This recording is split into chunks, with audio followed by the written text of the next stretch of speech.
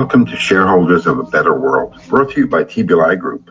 TBLI Group, we have an established reputation as an organization dedicated to building the ecosystem of global sustainability and impact investing. We're doing this through educating, advising, and facilitating transactions in global sustainability and impact business, as well as capital solutions for private companies, family offices, and fund groups. For nearly 25 years, TBLI Group has created a vertically integrated ecosystem of education to action through TBLI conferences and TBLI consulting. More about our company can be found at tbligroup.com.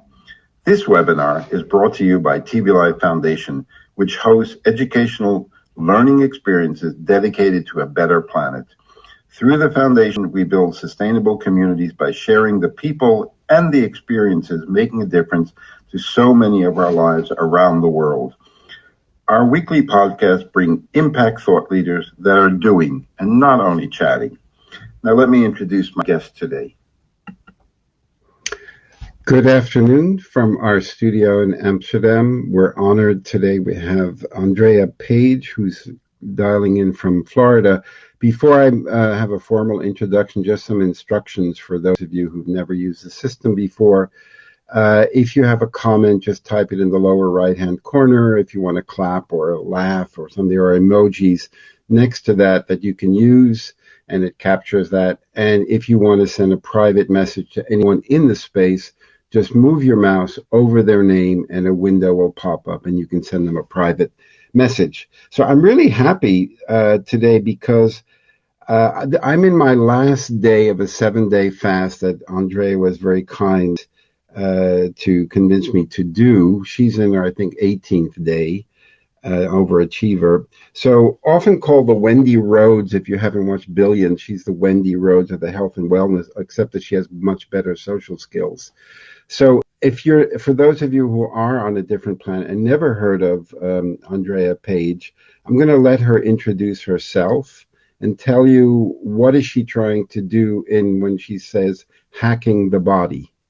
Andréa, thank you for joining us. Thank you, Robert, for having me. I'm really happy to be here. Hello to everyone watching. I wish I could see your face. I want to take a second to regulate my nervous system, and I invite you to do it with me.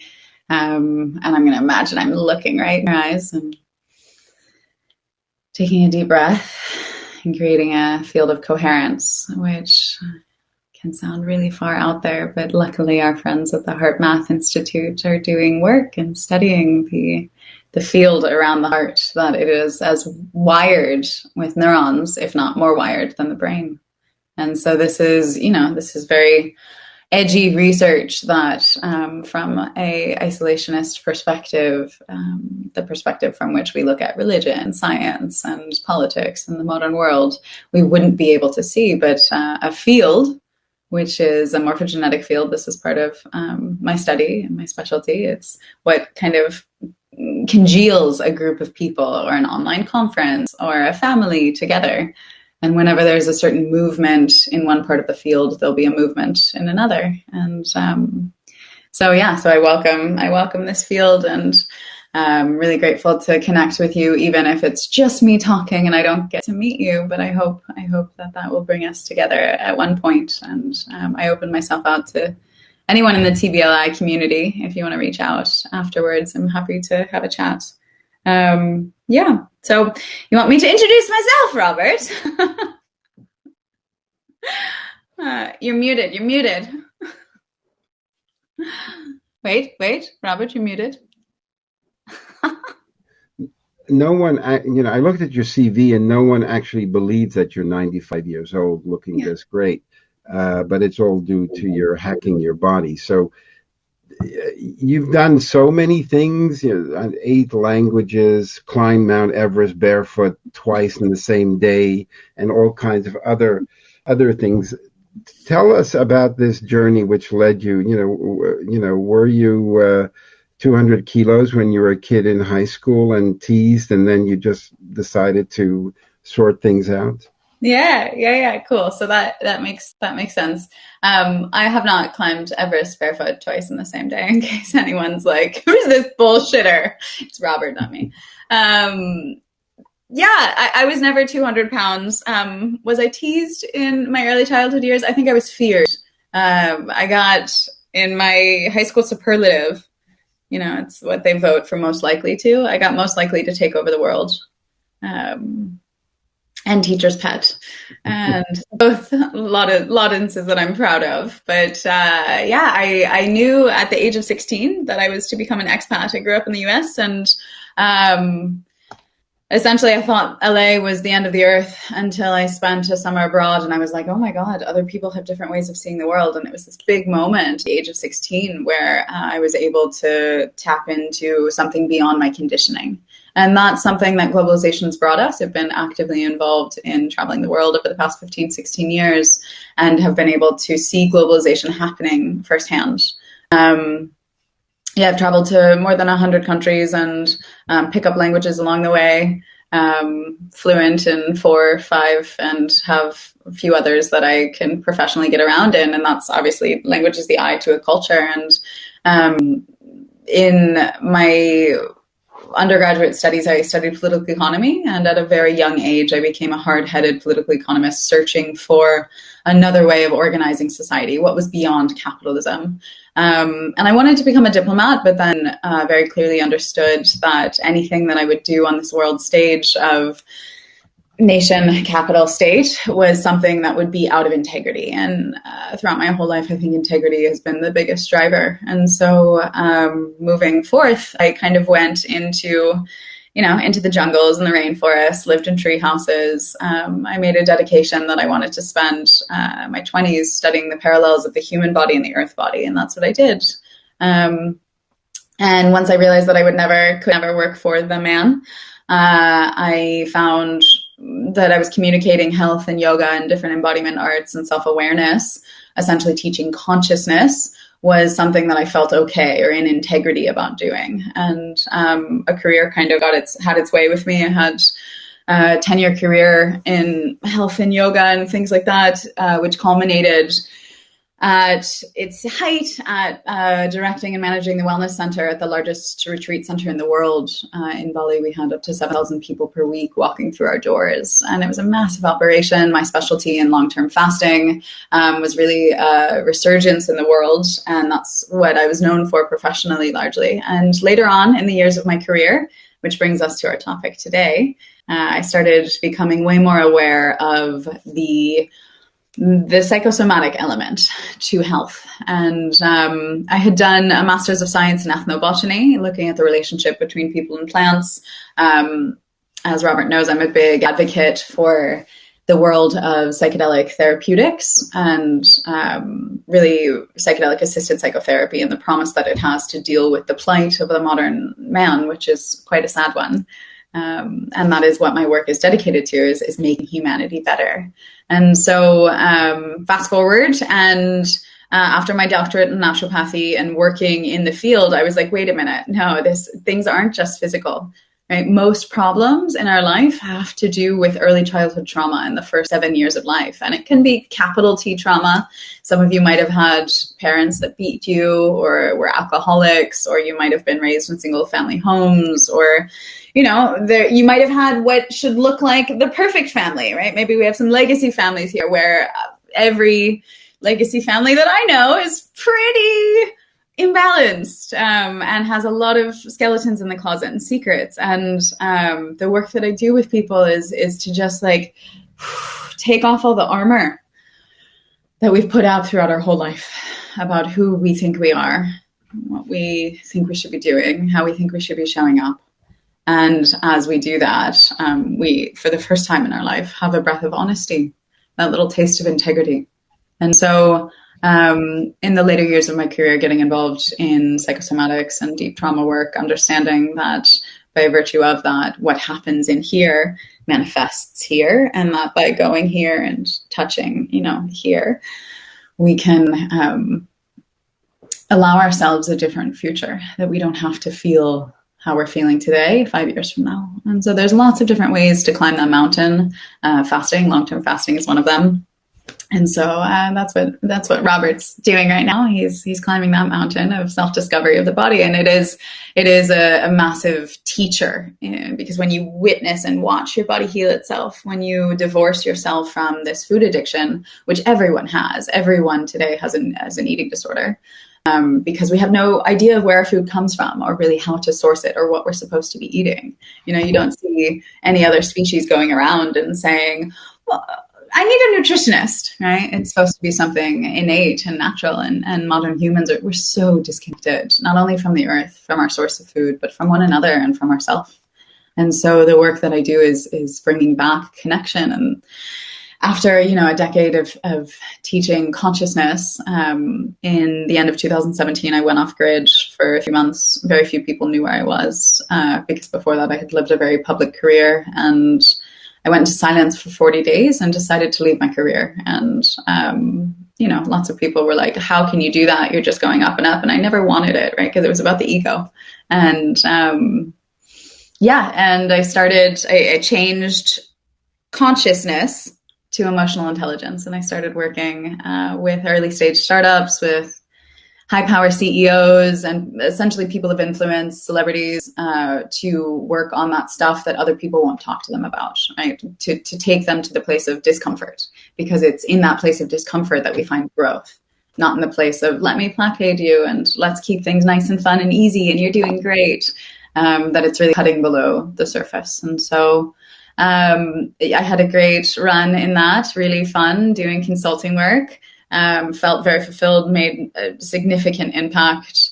And, those things that the most common feedback from my work is, I can't tell you how much you've changed my life, right? There's no words for it, and there's no monetary value that could ever be a part of it. And so along the way, lots of different things happened. I started becoming active in the Decentralization Revolution, and I'm sure there's lots of people here who might be involved in the revolution of decentralization, the first output of it being blockchain technology through cryptocurrencies and different things like that. But really the what I was searching for in a post-capitalist world, I found in 2017 at Burning Man, of all places, at Camp Decentral, in the presentation of this new idea of how we can have technology to organize humans in a way that preserves our sovereignty. And our agency, and thus our responsibility to and for ourself, our ability to respond to life, rather than be disempowered and take a bunch of medication and be told what to do and have that sense of inner authority given away to institutions, whether it be the government or hospitals or pharmaceuticals or doctors or whatever it is, psychologists. And so the work that I do is really about taking up that agency, and emotional intelligence is the backbone of that. Then the past 2 years I spent building kind of the team of Jedi warriors, of high level, super high achieving, highly integrated practitioners who are coming from that place of embodiment and full integrity. So I run an institute now. We're active in 35 countries, teaching these things and doing full spectrum embodiment work. And the students upon graduation will own the institute. So it is disrupting kind of a capitalist paradigm and rebirthing the collective of the idea of, the old African proverb, you want to go fast, go alone, you want to go far, go together.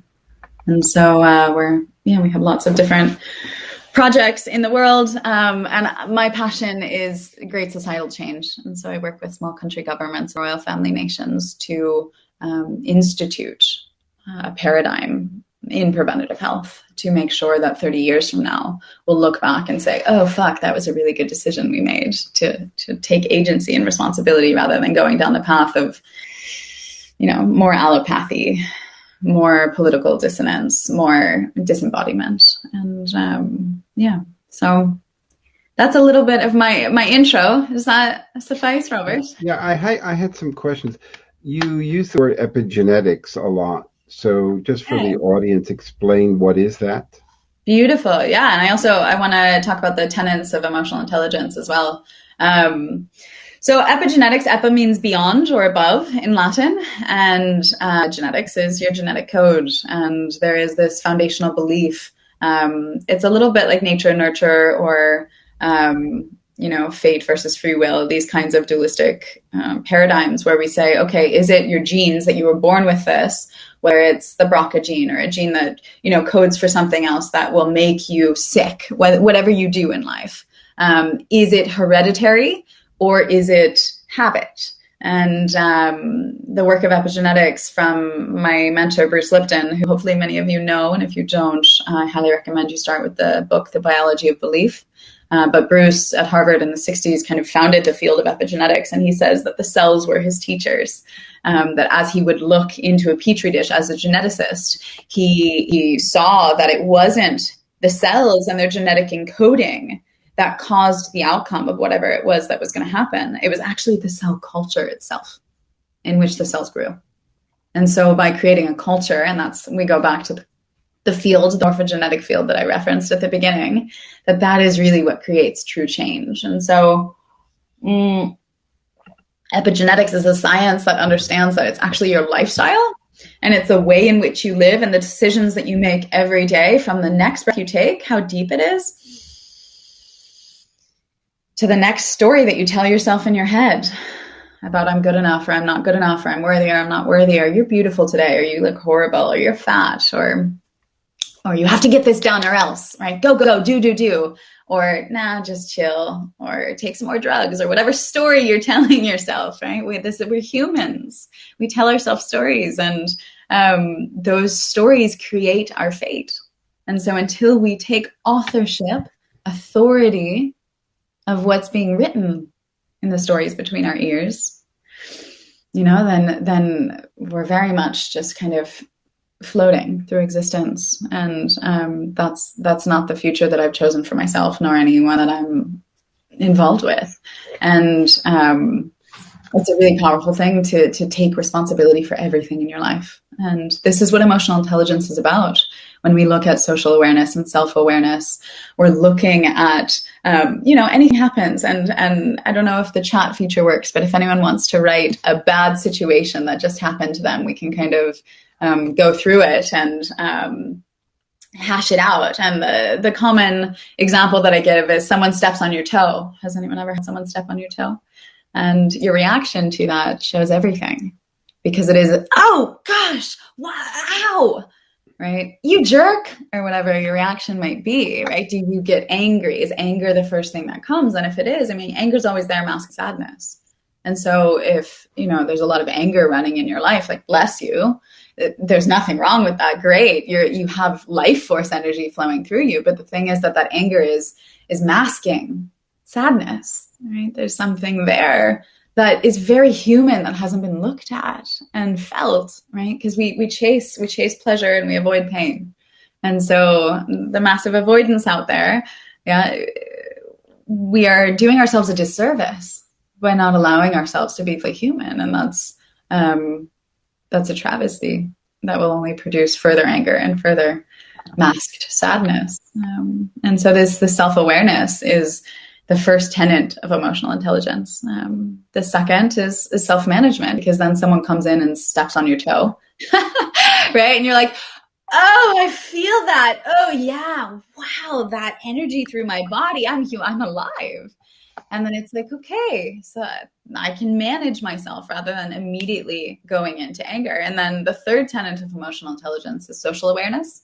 And these are tenets described by the academic Daniel Goleman, who's known as the leader in the field of emotional intelligence. And it's something that is being appropriated easily by kind of mainstream, especially business culture today. So it's a fun thing to talk about, because these are all spiritual tenets, right? It's all consciousness. Yet when we talk about them very, sterile in this academic way, it's more able to be digested. But social awareness, then, when someone steps on your toe and you say, oh my God, I'm alive, right? That's self-awareness. Okay, I'm going to regulate myself, self-management, so that I don't react. And then social awareness would be giving the other the benefit of the doubt. So this is like golden rule stuff. It's all these proverbs about how to be a good person, whether you're getting it from religion or any other kind of moral compass. It's saying, you know what, that dude didn't mean to hurt me. He didn't mean to step on my toe, right? Maybe he's rushing to the delivery room because his wife's giving birth. Who knows? Right? There's probably a really good reason. No one's out to get me. And so this is another story that we tell ourselves. And a lot of my work, if you can't tell, is about de-storying, Right? So if we tell ourselves the story that the world's out to get me, everyone's here to hurt me, right? That's a Rechian personality pattern 1. Actually, it's called the leaving or the schizophrenic, the one that doesn't feel safe, can't feel safe. And anyway, so in social awareness, the third tenet of emotional intelligence, we have an ability to give the other the benefit of the doubt. And I made a video several years ago that went viral that was really fun. I was riding my bike in Amsterdam, of all places, Robert. And I said, what if everyone was on your team? What if everyone that you just haven't met yet was on your team and you're just not looking at it that way? Right? What if everyone is conspiring in your favor? And this is kind of a normal spiritual tenet of the universe is always conspiring in your favor. And it's up to us to kind of take that deep breath again and be able to look at it that way. Because we don't see the world as it is. We see the world as we are. And that's really important, because when you understand that you're looking through filters in the reality that you see, it's time then to look inside and do some of that detoxing work on any level, whether it's the body, mind, or spirit. And then the fourth tenet of emotional intelligence is relationship management. And so that the one who stepped on my toe, that comes forth. I go through that process of, oh, wow, I'm alive. Okay. Oh, wow, I feel that. And then I'm going to regulate myself so I don't project outside and, be angry at him. And then from there, I have so much more space, because I can say, well, wait a minute, he's on my team. This is happening right now because I'm meant to be slowing down. I'm not meant to be going so fast. Things are conspiring in my favor. And then in terms of how I interact socially, I'll be a much happier person because I've taken care of myself. I've authored my own story in my head, and I have agency over how I'm showing up in the world. And that's what creates a world full of beautiful people and a world that we want to be a part of. You focus a lot on, when you initial conversations with the people that you meet or you engage or they reach out, is about the fasting, the 7-day, 10-day, in your case, 300 years fasting. What is, why specifically, what is for you, why do you use fasting as a tool to kind of break through, break down, break up? Beautiful. So I talked a little bit before about discomfort. Yeah, discomfort is where growth happens. So anyone, and you can do an inventory in your head of all the programs you're involved in, all the communities, all the book clubs, all the whatever cycling group, I don't know what you do in your life, but if you think of them, think about the energy that's put into keeping you comfortable, keeping you quote unquote safe, right? Think of all of that energy put in. And, this is like the facade, and it happens differently in Japan than it does in the United States, than it does in Holland, how much we're willing to be nice and people please. And if we kind of diffuse that, take the air out of the balloon, then we come into a space where we have an opportunity to actually be honest, right? And to be much more in integrity. And that's the kind of world that I'm interested in. And definitely when some people are honest, they're mean. And that's because there's, again, the anger masking the sadness. And if we can have compassion, right, which is the most important ingredient in the world, in how we interface with these people and, approach through love and again, giving the benefit of the doubt rather than assuming that someone's out to get you or assuming someone did wrong, we actually get somewhere. We do something. So fasting, to answer your question, Robert, is a space where we have a massive radical physiological shift. And I was actually talking to someone yesterday who from Peru is, an ayahuasquera, and doses people with medicine, with psychedelic plant medicine. And the training to be able to do that is so rigorous. And at the same time, I'm training a group of people that Robert's met on how to guide people through fasting. And the training's the same. When you take someone into an altered state, and fasting, what happens in your physiology is an altered state. Right? You change one thing, it changes everything. And the way that we have to be delicate and interact with that kind of person, because we have a massive opening, a doorway, a gateway, is very much the same. And so, I could do psychedelic medicine and dose people with psychedelic medicine and perhaps have the same effects, but I choose sobriety because of the agency that I want someone to have. And pretty much all the work I do is taking awareness of what's going on in the subconscious. Our subconscious is up to 95% of our everyday actions, you know, whether it's me reaching for this glass of water, right? It's water, not vodka, by the way.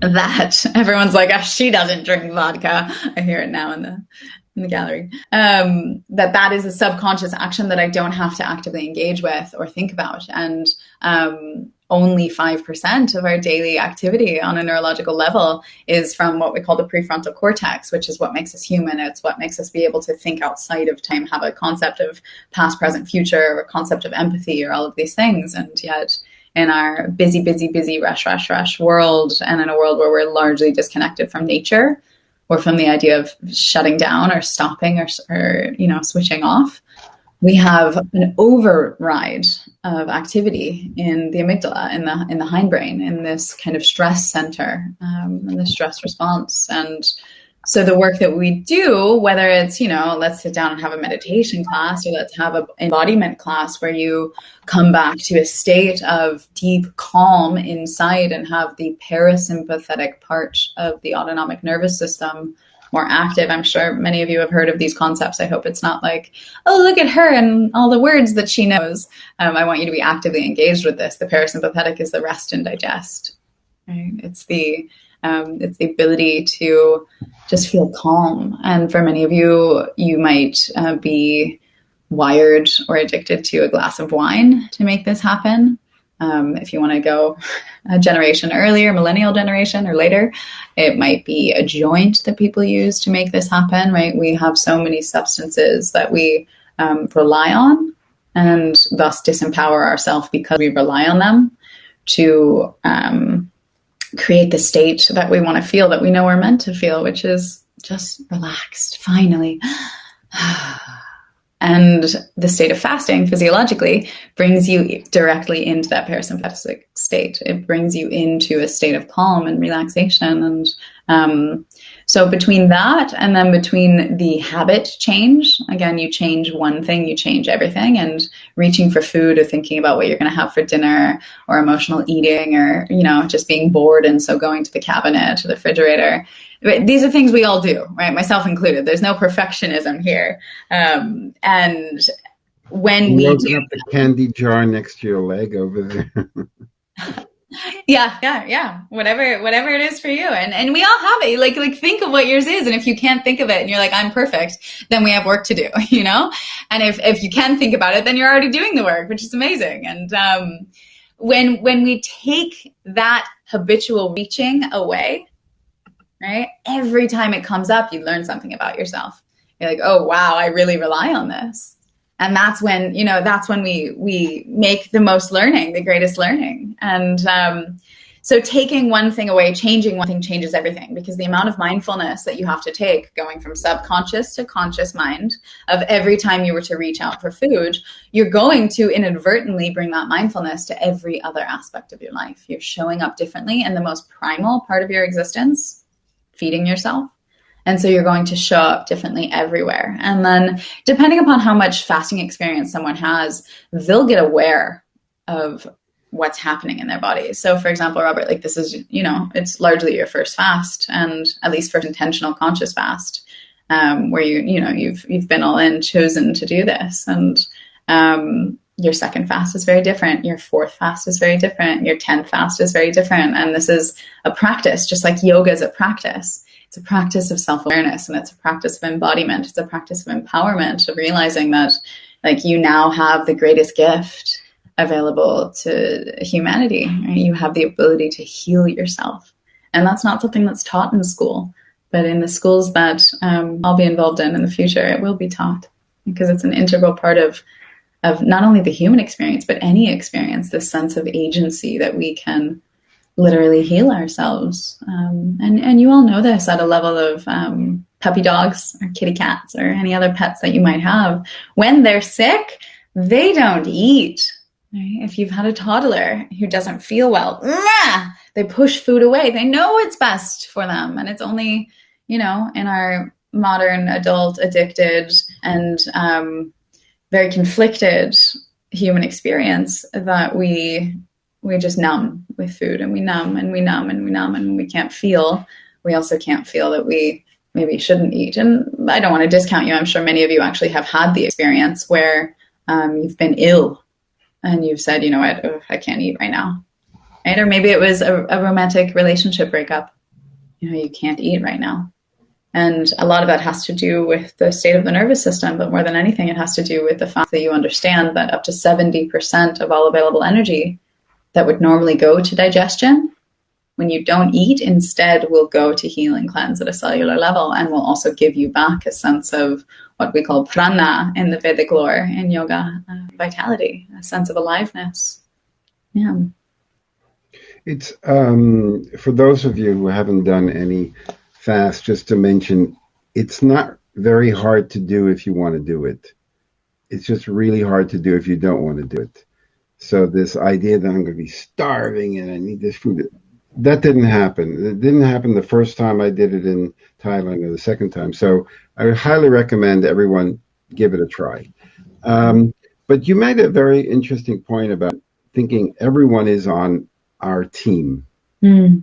That's a great idea. I haven't experienced that inclusive team where everybody wants to grab the shovel. Let me help you dig that hole. You know, it's most people who want to, the old story that, you know, everybody wants to come to the party, but nobody wants to bring the chairs. So it's nice that you have this idea of everyone is on our team as a concept, but you actually see that and experience that. So there's a difference here. And I would say by people not bringing the chairs that they're being on your team. So when I say your team, I'm not talking about your ego's team, Robert. I'm talking about your spirit's team, right? That idea that everything in your life is conspiring for your growth, including this conversation right now. And if you want to get really meta, then it's a matter of like the story that we're telling. And you said that's not been my experience. And I know enough about your business career to know that there's been, you know, some hardships, or you've met people who are unsavory or seem unsavory. And at some level, like if I were working with you professionally, and I won't throw you under the bus because I don't have consent to go here, but at some level, this has to stem back to our fathers, usually, when it has to do with authority and business things, and it has to stem to that relationship. It has to do with things in early childhood and stories that we told ourselves then.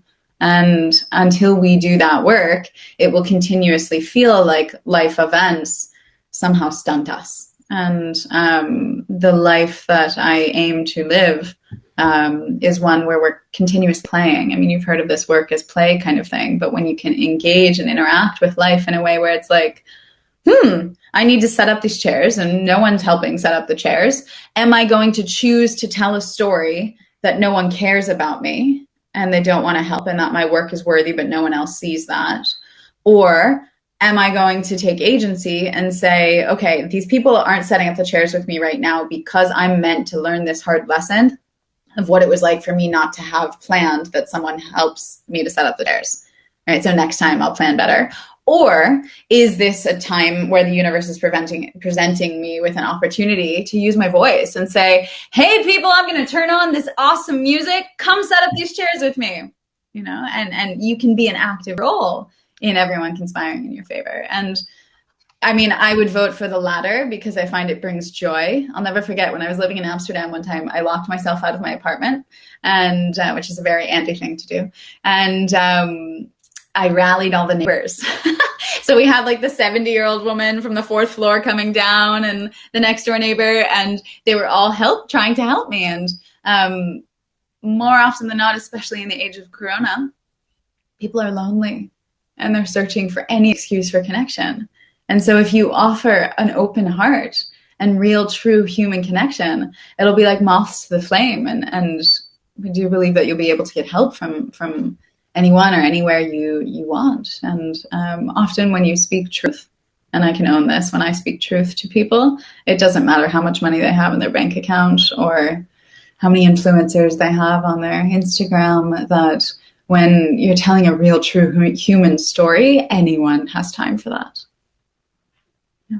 You're building this army of Jedi warriors from the Institute of Aliveness. For Aliveness. For Aliveness, excuse me. So what's the big plan? You know, you're going to take over the capital with Donnie? Yeah, I mean, the plan has nothing to do with this country, with the United States.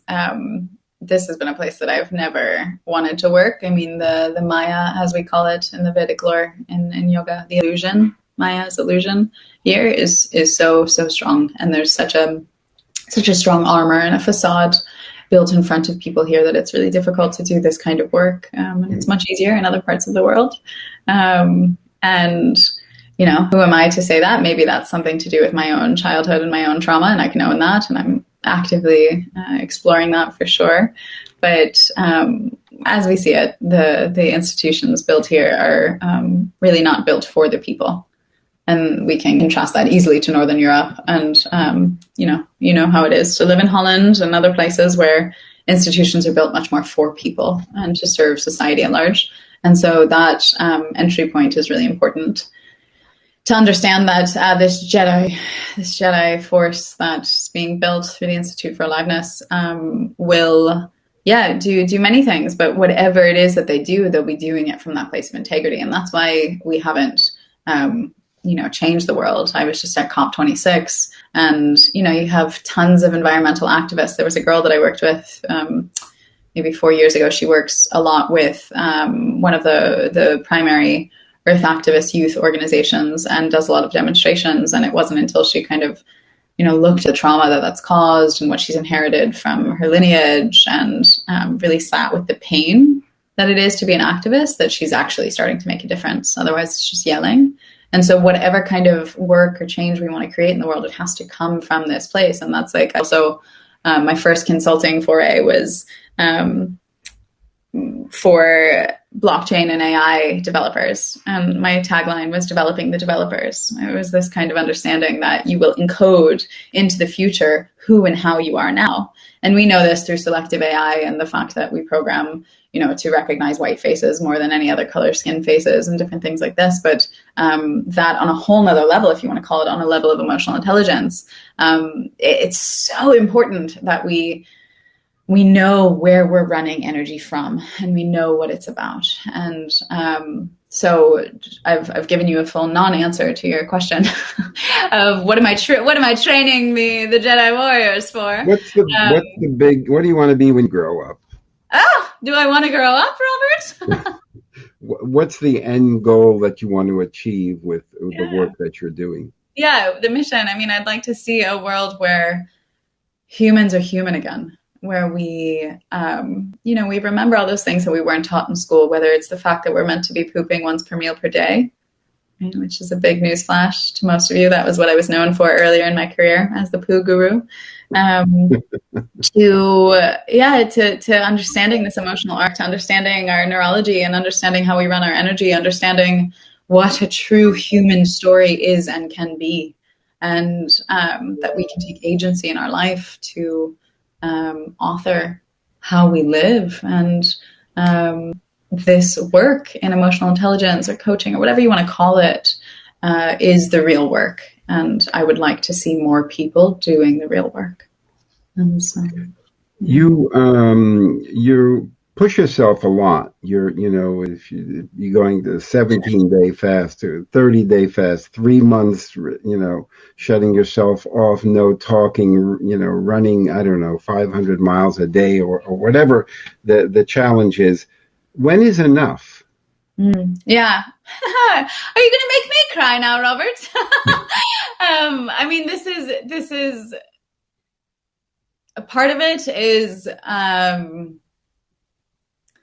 who I am as a person. And I get that. But when is enough?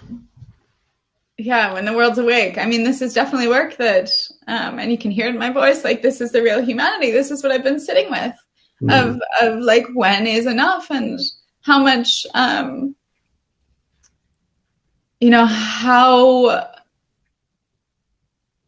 do I push others too hard as well? And this is something we're looking at the Institute because... you're quite strict. You're holding high standards, right? But this is how you create standards, is by... But some people are not at a level where they can deal with that. Yeah, and that's fine. And that's why we're not here for beginners. Like, I'm not here to work with beginners. And there's so many other better teachers, who can in some ways coddle and love in different ways. And so I don't have an answer to your question. I guess time will tell, but what I can tell you, honestly, is that it feels like a tremendous responsibility when someone's been given a tremendous capability, right? To sit there and not use it feels like the emptiest thing on earth. And so, I guess for me, it's a compromise of pushing boundaries and going where no one's gone before, right? That great Sagittarian quest. Along with also remembering to play and have fun and, like being okay with just shrugging shoulders and closing my computer for the day and doing what I want. And so I think that's the way that I've been able to balance the intensity, which is scripted, from my astrology chart into who and how I am as a human. And yeah, I don't have answers, but I am on the quest seeking for them. I can tell you that. Okay, I'm going to start taking some questions from the audience. I got fucked around enough. I'll take some. Just to let you know, she's also an astrologist. So Aaron wanted to know, what are some of the ways that we as individuals can improve our overall sense of, my eyes are not very good. I can make this bigger. Neuroplasticity. Neuroplasticity, all of the human quotients like IQ, EQ, SQ, CQ, AQ, and I guess more Qs. I don't even know what all those Qs are, and you have to school me. So by pushing yourself, which is the conversation that we just had with Robert, that's how, if you want to create change, then you have to put yourself constantly in uncomfortable situations. And this is what I did traveling the world for 15 years, largely being the minority everywhere I went, learning new languages, throwing myself constantly outside of my comfort zone, whether it's in new industries or amongst new people or whatever the story might be. And you have to put yourself out of your comfort zone. And so I think a really good practical way to start, and thank you, Aaron, for making this practical, I can tend to speak on the meta, is by, I have a whiteboard right here. You can get a big piece of paper, whatever you want in your house, and write all the things in your life, right? So my brother teaches the permaculture of polyamory, and he teaches about a relational garden. So all the people in your life, right? Do they keep you safe, right? Are they yes men, or do they tell you the hard truths and challenge you and support you when you want to go further and hold as accountability buddies for your growth? So a relational garden can really help. We put out at the Institute, and I would love all of you to get access to these. Maybe, Robert, I can send to you questionnaires of kind of a workshop that you can hold with. We have one for parents. We have one for romantic relationships. I'm just this morning, 6 a.m., I was making one for friendship. And we have an index where you can kind of assess where you are in your life of like how much mindfulness, awareness, consciousness, emotional intelligence, whatever the fuck you want to call it, you're putting towards these different areas of your life. And so relationships are definitely one. And then there's your daily activities. When you get up in the morning, are you laying in bed and scrolling through your phone? Are you pressing snooze? Like, what's happening in your life? Are you keeping yourself comfortable or numb? Those are often two friends there. Comfort and numb are common allies.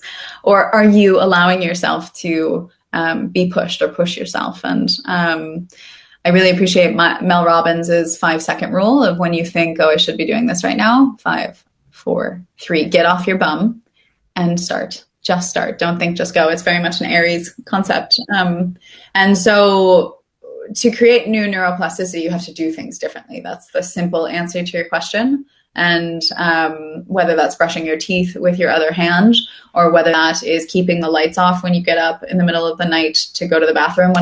One of the classes at our institute is neuroaerobics, right? These little aerobic exercises that you can do for your brain. I'm a big proponent of Duolingo. They don't pay me. I wish that they did to be an ambassador. But every single day I'm on there for at least 10, if not 20 or 30 minutes, studying language.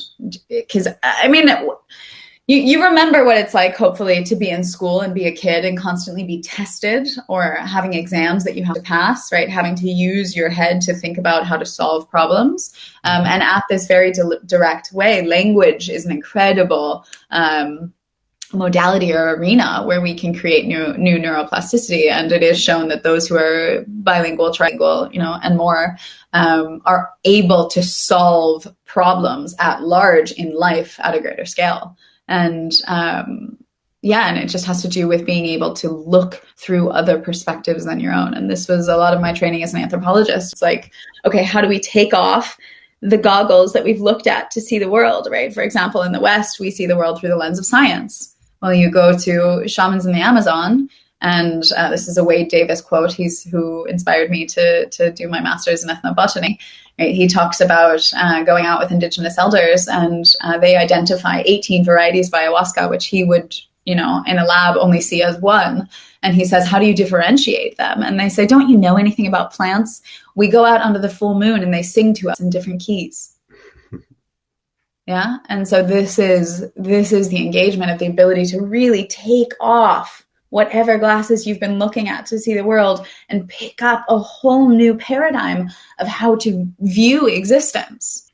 And that flexibility is the ultimate neuroplasticity, because the question that I've asked in the health world, and I'll ask in every world that I'm in probably until the day that I die in this lifetime, is how do you know what you think you know?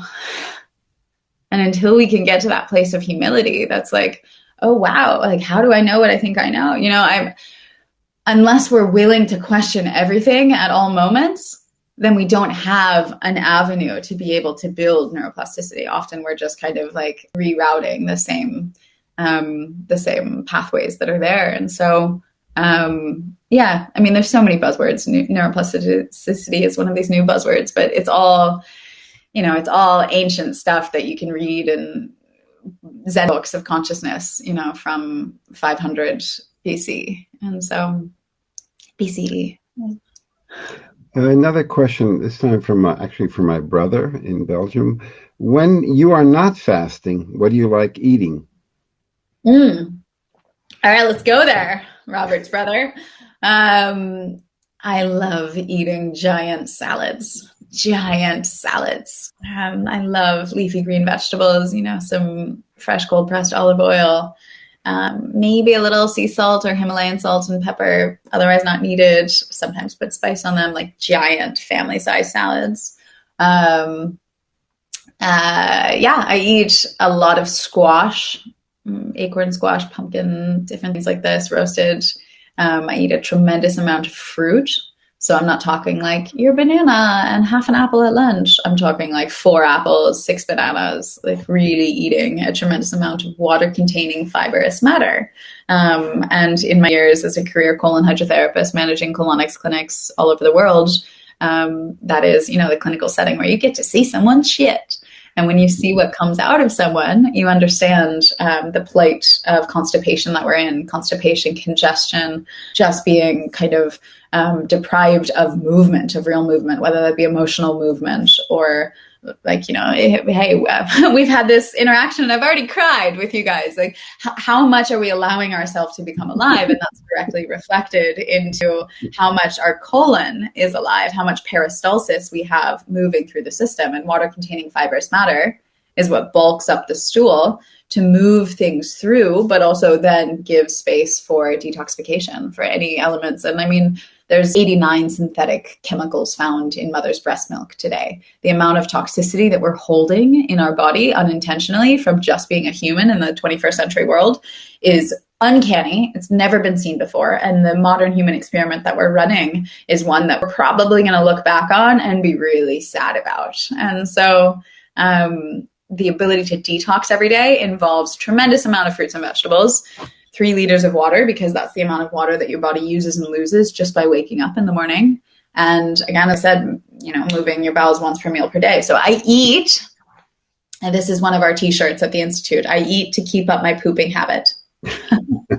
I just eat to keep up my pooping habit, right? So it's, and I know so many of you get pleasure from food. We have all our foods out there and the gastronomie, the art form of food. But it's really important that we allow that to be a minority of our eating habits and not the majority, because as we've seen, it creates a tremendous amount of stagnance in the body, in the mind, in our ability to do anything like pave new neural pathways to be happy. And yes, there is happiness in food. There's a tremendous dopamine hit that happens when we do things like eat sugar, right? White powder. It's the same thing that happens when you snort cocaine.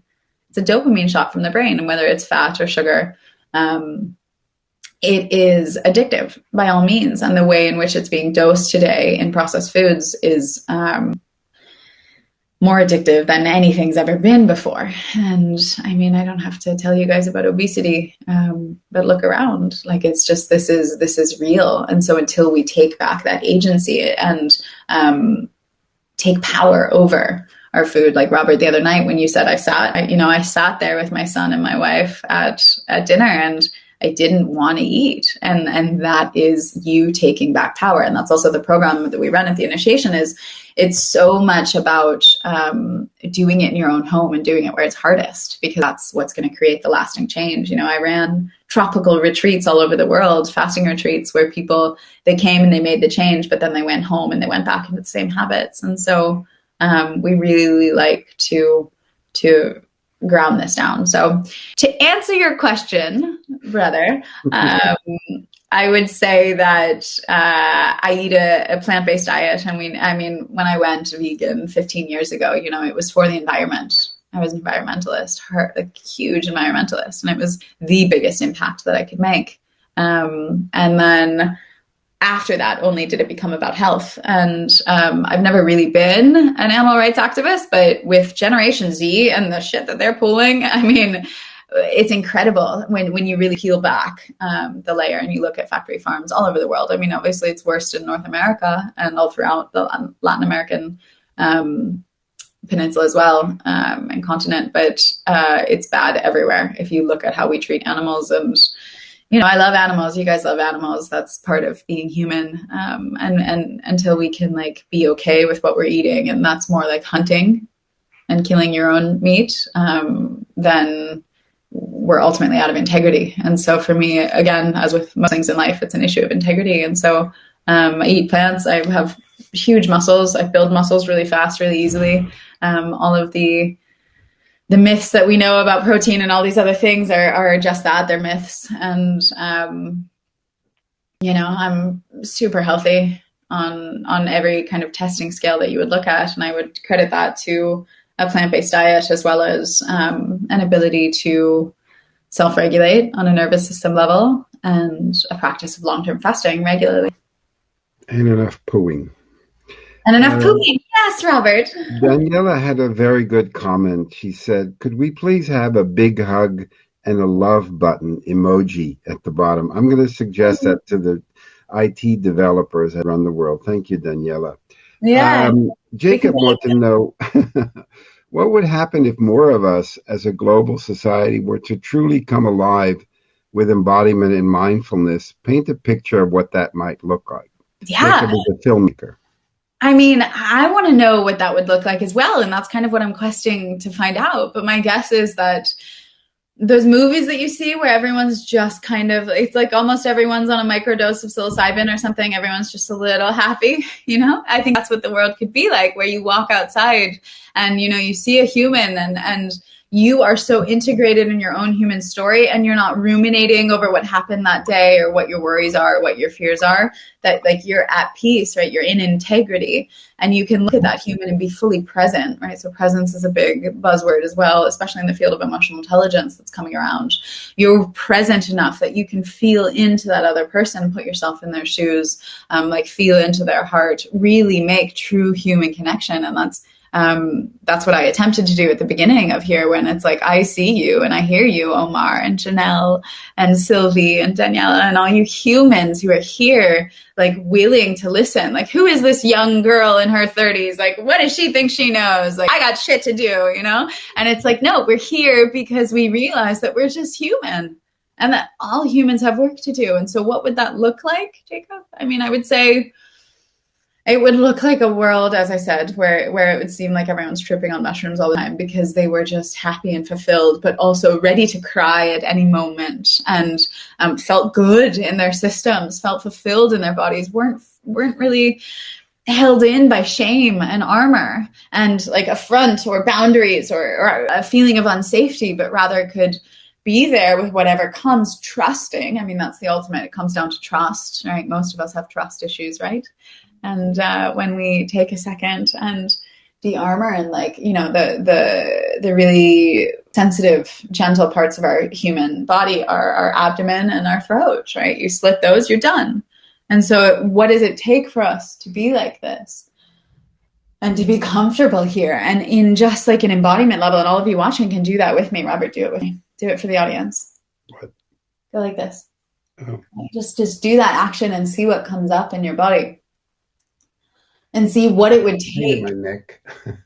See what it would take for you to be comfortable there, and for you to, on some level, settle into that sense of receptivity and that sense of softness and that sense of openness, right? So we talk about an open heart and these kinds of things, but if people walked around like that a lot more than like this, right? You know, people like this. Right. That the hunch, especially with technology today and all these things, we would have a completely different world, because there's nervous system tissue, there's a nervous system plexus around your heart, all the way to the back. And as we change the positioning of our body, we're changing the communication to that nervous system tissue, which changes the messages and the signaling sent up to our brain, which changes the state of our autonomic nervous system. Remember, rest and digest, parasympathetic, versus stress response, flight or fight, sympathetic. And the deep breath can get us there. And so what would it look like to walk around in a world of healthy humans? I mean, can I curse here? Because that was the second time that I did it. And I was like,